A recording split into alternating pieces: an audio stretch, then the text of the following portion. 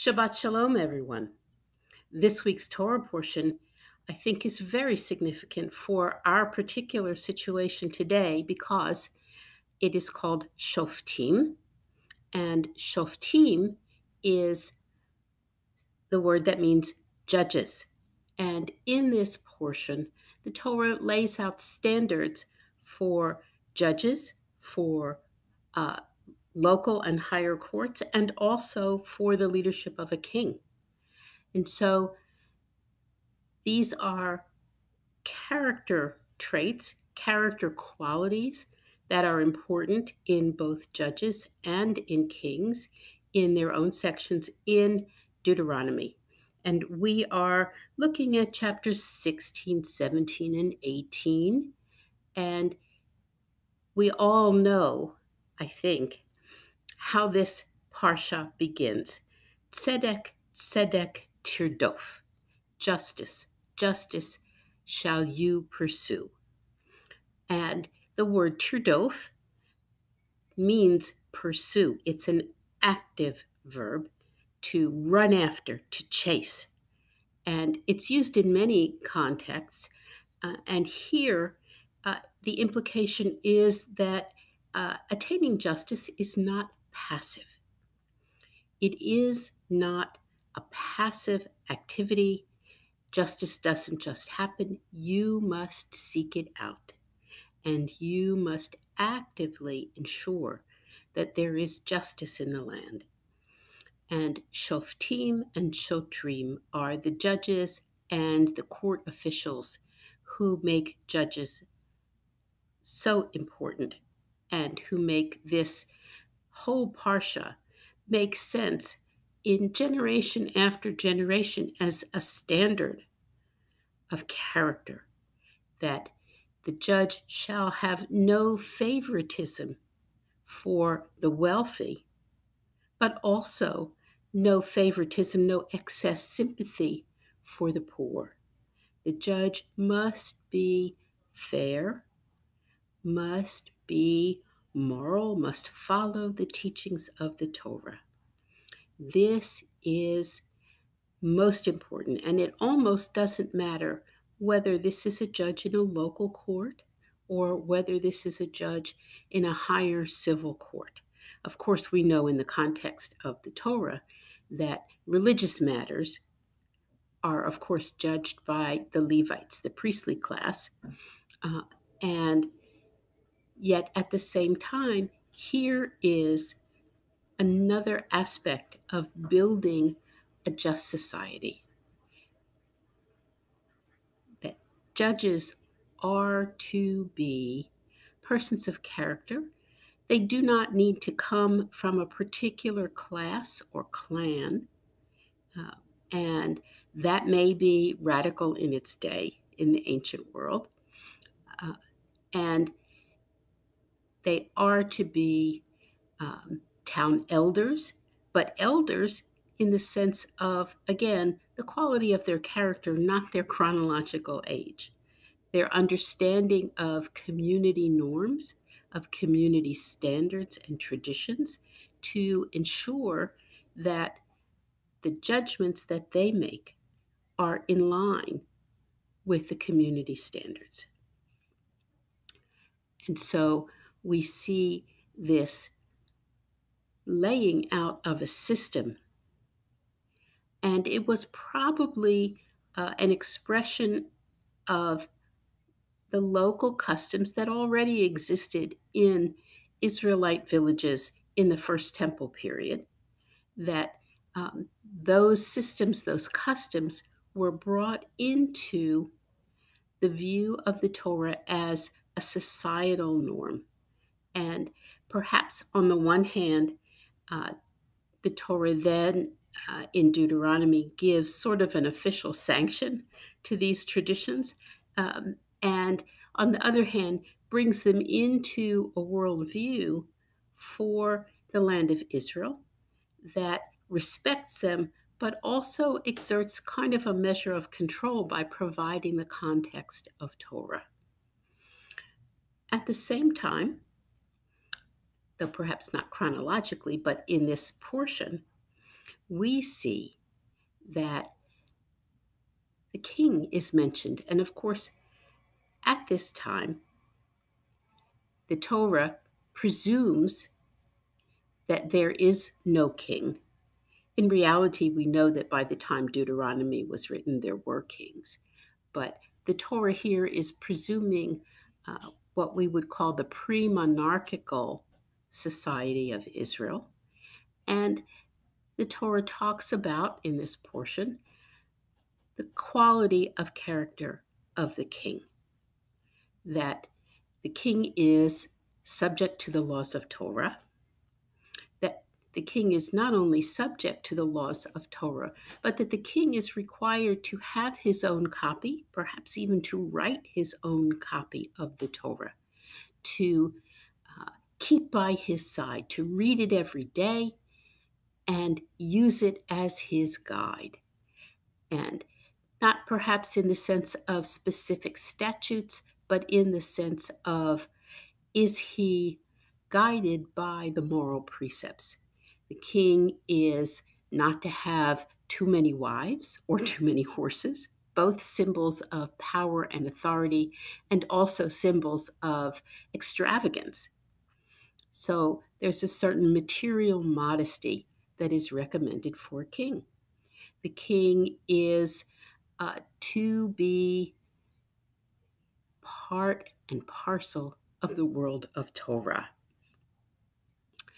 And you may have looked at on the Reform Judaism website, the 10 Minutes of Torah, this week's Torah portion commentary by Max Chaikin, Rabbi Max Chaikin, and he talks very much about these qualities of character, that the king must be upright.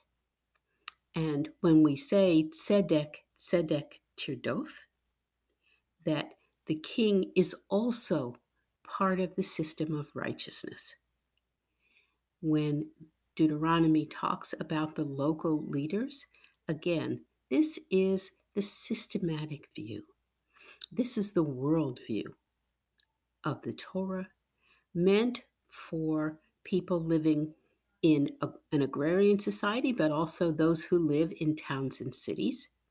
And we can see that the Torah understands that there needs to be sort of a hierarchy of responsibility, increasing levels of local, sort of small worldview, very immediate, but also the larger picture of the society. And that this applies all up and down the organization of a society. So we must choose our leaders. And even though God chooses a king, at least in the beginning, in the sense of King Saul and King David and perhaps King Solomon, and later kings are hereditary. But there is still this element of choosing leadership, and that leaders are chosen for their ability to lead, not just on the battlefield, or perhaps not even on the battlefield, but for their ability to lead as role models, as fair, and as exemplars of what it means to keep the Torah by your side. Most of the mitzvot in the Torah do indeed talk about moral behavior in terms of using honest weights and measures, in terms of respecting the needs of the poor, treating them with dignity, paying them fairly and promptly, extending hospitality to the widow, the orphan, and the stranger. These are what the Torah is about. These are the mitzvot that are incumbent upon judges and incumbent upon kings. This is perhaps one of the best known portions because of this very succinct statement at the beginning of the portion, tzedek, tzedek tirdof, And even though we understand tzedakah very often in terms of giving money to support organizations that do good work, we're really giving that money because it is an act of justice and righteousness and furthers the cause of justice, and not strict objective justice, but a justice that is tempered by compassion. It is this compassion that makes a difference when we apply justice. And it's interesting also that the word tirdof is in the singular. It is an imperative, go and do it, but it is in the singular. Now, we could infer that it is singular because it is referring to the people as a collective entity, but we can also read it as the individual's responsibility to be an instrument of justice, to be a voice for justice, to ensure that people are treated fairly and kindly. And you shall have no extra deference for the rich and no extra sympathy for the poor. That second one, I think, is hard for many of us because our hearts go out to those who are in need, as they should. And yet, in legal matters, we must be fair. Tzedek, tzedek, tirdof. May each of us take it as a personal responsibility and as a personal obligation, a mitzvah, in the sense both of a good and blessed thing to do and as a commandment, that we will be pursuers of justice at every level of community organization, at every level of whatever government we have in our form of government, in our local, state, regional governments, in our national government. This is the principle that should guide us.